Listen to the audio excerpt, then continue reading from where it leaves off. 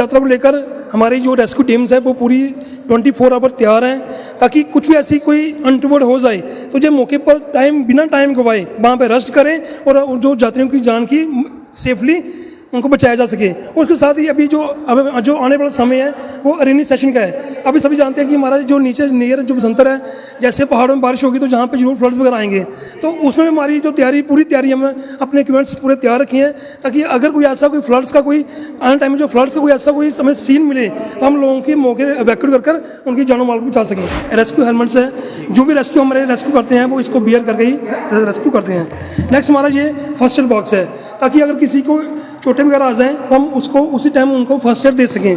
तो उसी में अगर यात्रा के दौरान जैसे हमारे यहाँ पर लंगर लगेंगे, लंगर में कहीं फायर लग सकती है, तो ये हमारे जो सिलेंडर्स हैं फायर एक्सटिंग्विशर 5 kg का है, water mist and fire extinguisher जो सिलेंडर्स हैं, हम इनकी मदद से इनिशियल स्टेज पे फायर को कंट्रोल करेंगे सर। ठीक है।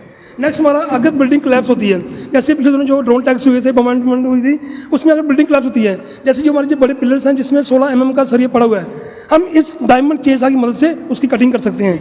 नेक्स्ट हमारा ये है रोटरी रेस्क्यू सा, कि अगर कोई इसकी अंडरवर्ल्ड से बिल्डिंग कोलैप्स हो गई है तो उसके रास्ते बंद हो गए, हमने दीवार कटिंग कर रही है, हम इस रोटरी रेस्क्यू की मदद से बिल्डिंग की कटिंग कर देंगे और विक्टिम को बाहर निकाल सकेंगे। तो ये हमारी डमी है, हम इस डमी की मदद से लोगों को फर्स्ट एड वगैरह सिखाते हैं। लास्ट हमारा ये रोप्स है, ये कोई आम रोप्स नहीं है, ये मल्टीपर्पज़ रोप है जो कि दौरान MRT टीम हमारी यूज़ कर दी है। तो इसकी जो स्ट्रेंथ है वो 18 से 22 क्विंटल। तो ये रोप जो स्टैंडर्डाइज रोप होता है, ताकि हम लोगों की जान को बचाने में सकें। बिल्कुल। तो ये देखिए यहाँ पर जो सिविल डिफेंस SDRF की टीमें हैं वो पूरी तरह से तत्पर तैयार हैं। ये स्ट्रेचर्स आप देख रहे हैं, इसी के साथ साथ ये ट्यूब्स हैं जो फ्लड लाइट सिचुएशन अगर कहीं आती है तो किस तरह से दरियाओं में, नदियों में इन ट्यूब्स का इस्तेमाल करना है। ये लाइफ सेविंग जैकेट आप देख रहे हैं, ये तमाम इक्विपमेंट्स हैं जो कि आपदा से निपटने के लिए जो है वो इस्तेमाल में ला जाते हैं। हमारे हालात ख़राब हो गए थे, ड्रोन टैग हुआ था, बम्बार्डमेंट हुई थी, तो उसमें हमने इनिशिएटिव ले रहे हैं कि इन लोगों को इतना अवेयर कर दें ताकि इन फ्यूचर द्वारा कोई ऐसे अटैक्स हों तो इन लोगों को ज़्यादा पैनिक होने की जरूरत ना पड़े, और जो खुद अपने आप की मदद करते हुए अपने साथी की, अपने एरिया की, अपने तहसील, अपने डिस्ट्रिक्ट की सेफली मदद कर सकें। जेके मीडिया देखने वाले सभी दर्शकों का एक बार फिर से बहुत बहुत स्वागत है।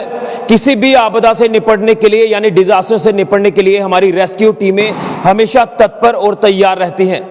उसमें अगर एक रेस्क्यू टीम की अगर मैं बात करूं तो वो टीम है हमारी SDRF सिविल डिफेंस टीम, जो कि वक्तन वक्तन लोगों को जागरूक करती है, डिजास्टर से निपटना कैसे है उसको लेकर ट्रेनिंग देती है।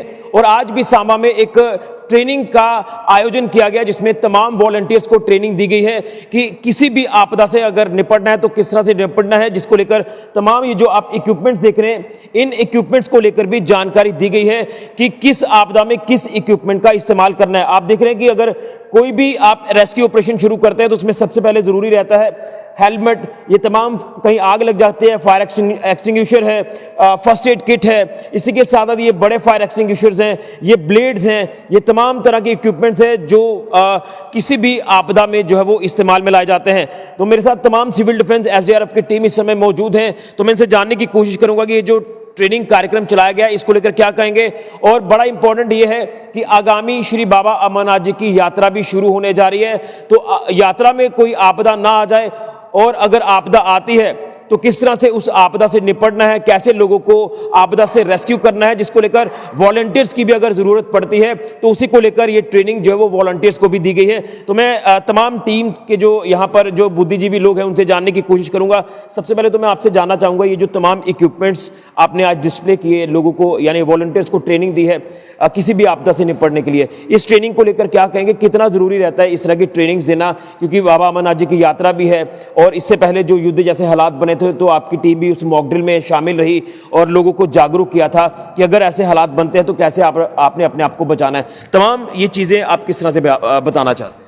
सर हमने जो जहाँ पे 5 डेज ट्रेनिंग जो आज कल शुरू की थी, इसमें हमारा जो मेन जो मोटिव्स है वो लोगों को अवेयर करना, चाहे युद्ध में हो चाहे हमारे जो भी अमरनाथ यात्रा शुरू होने वाली है, तो इसमें हमारे जितने जो हमारे लोग हैं जो हमारी यात्रा जहाँ पे आएंगे और उनको कुछ ऐसी को परेशानी होती है, तो ये जो हमारे जिनको हम तैयार कर रहे हैं, जो हमारे सिविल लोग जिनको हम अवेयर कर रहे हैं, तो जिन्हें वक्त रहते जो उन लोगों की मदद कर सकें ताकि उन लोगों को ज़्यादा पैनिक ना होने दें और वो उन लोगों की जानो माल को बचाने में अपना रोल प्ले करें हमारी। और इसके साथ ही हमारी जो ट्रेनिंग है उसका जो मेन रोल्स है, जैसे पिछले दिनों में हमारे हालात ख़राब हो गए थे, ड्रोन टैग हुआ था, बम्बार्डमेंट हुई थी, तो उसमें हमने इनिशिएटिव ले रहे हैं कि इन लोगों को इतना अवेयर कर दें ताकि इन फ्यूचर दोबारा कोई ऐसे अटैक्स हों तो इन लोगों को ज़्यादा पैनिक होने की जरूरत ना पड़े और जो खुद अपने आप की मदद करते हुए अपने साथी की, अपने एरिया की, अपने तहसील, अपने डिस्ट्रिक्ट की सेफली मदद कर सकें।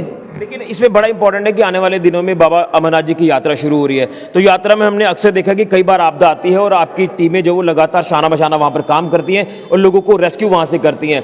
तो यात्रा को लेकर किस तरह की तैयारियां आपकी तरफ से की गई हैं? सर, यात्रा को लेकर हमारी जो रेस्क्यू टीम्स है वो पूरी 24 आवर तैयार हैं ताकि कुछ भी ऐसी कोई अनटूवर्ड हो जाए तो जो मौके पर बिना टाइम गवाए वहाँ पे रेस्ट करें और जो यात्रियों की जान की सेफली उनको बचाया जा सके। और उसके साथ ही अभी जो आने वाला समय है वो रेनी सेशन का है। अभी सभी जानते हैं कि हमारा जो नीचे नियर जो बसंतर है, जैसे पहाड़ों में बारिश होगी तो जहाँ पे जरूर फ्लड्स वगैरह आएंगे, तो उसमें हमारी जो पूरी तैयारी हम अपने इक्विपमेंट्स पूरे तैयार रखे हैं ताकि अगर कोई ऐसा कोई फ्लड्स का कोई आने टाइम में जो फ्लड्स का कोई ऐसा कोई समय सीन मिले तो हम लोगों के मौके इवैक्यूएट कर उनकी जानो माल को बचा सकें। मैं थोड़ा सा आपसे ना ये तमाम इक्विपमेंट्स को लेकर जानकारी लेना चाहूँगा, क्योंकि वॉलंटियर्स को भी पता होना चाहिए। अगर कोई ऐसे संस्थाएं सामने आना चाहती है तो उनको भी पता होना चाहिए कि किन इक्विपमेंट्स का इस्तेमाल किया जाता है। तो वन बाय वन आप थोड़ा सा बताने की। सर, हमने जहाँ पे जितना भी इक्विपमेंट डिस्प्ले किया है इनको हम बोलते हैं हाई वैल्यू इक्विपमेंट्स। सबसे पहले हमारी रेस्क्यू हेलमेट्स हैं। रेस्क्यू हेलमेट्स मीन्स कोई भी हम रेस्क्यू करते हैं हम बिना हेलमेट के रेस्क्यू नहीं करते हैं। सेकंड जी हमारी रेस्क्यू हेलमेट्स है।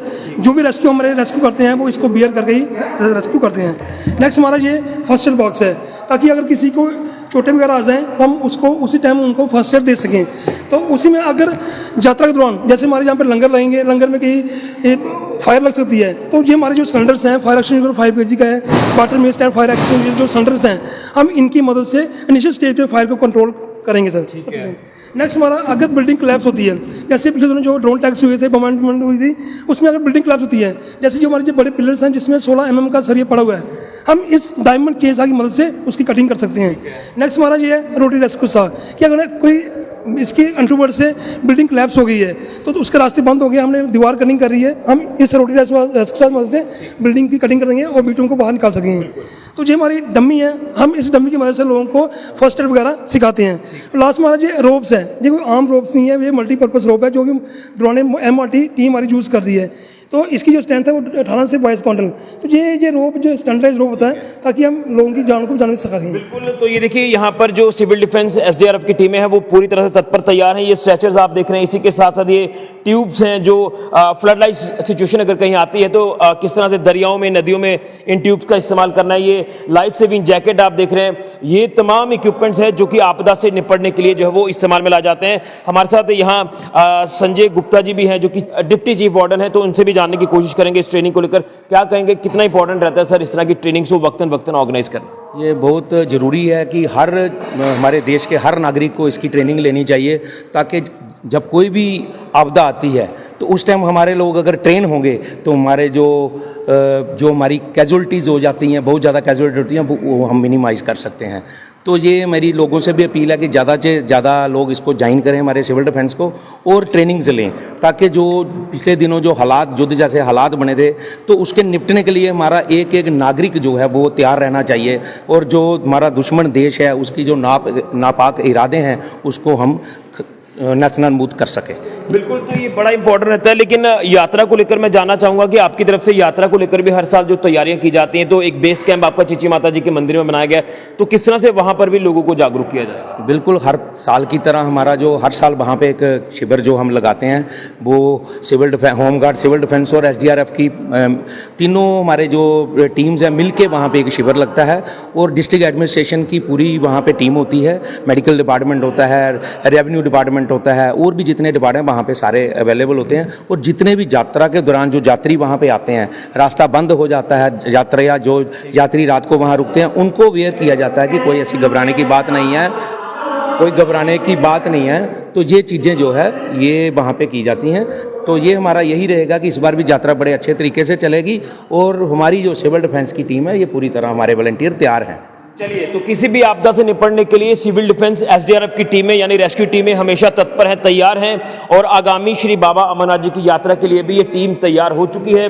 और उसी के साथ साथ यहाँ पर वॉलंटियर्स की जरूरत पड़ेगी तो वॉलंटियर्स को भी ट्रेन किया जा रहा है। अगर वक्त कोई ऐसा आता है, कोई आपदा आती है तो वॉलंटियर्स की भी सर्विसेज को लिया जाए और ये तमाम इक्विपमेंट्स को लेकर उन वॉलंटियर्स को आज जानकारी दी गई है। जो तमाम इक्विपमेंट्स अब डिस्प्ले हुए यहाँ देख रहे हैं, तो ये बड़ा इंपॉर्टेंट रहने वाला है। आपको मैं बता दूं कि पिछले दिनों में जो हालात युद्ध जैसे बने थे और उसमें भी किस तरह से तमाम सिविल डिफेंस जो मॉकड्रिल हुई थी, तो उसमें भी तमाम रेस्क्यू टीमों ने जो है लोगों को जागरूक किया कि अगर कहीं बम गिर जाता है या कभी ड्रोन अटैक कहीं हो जाता है तो तमाम चीज़ें हैं, तो उसमें किस तरह से अपने आप को रेस्क्यू करना है, बाकी लोगों की भी जान बचानी है।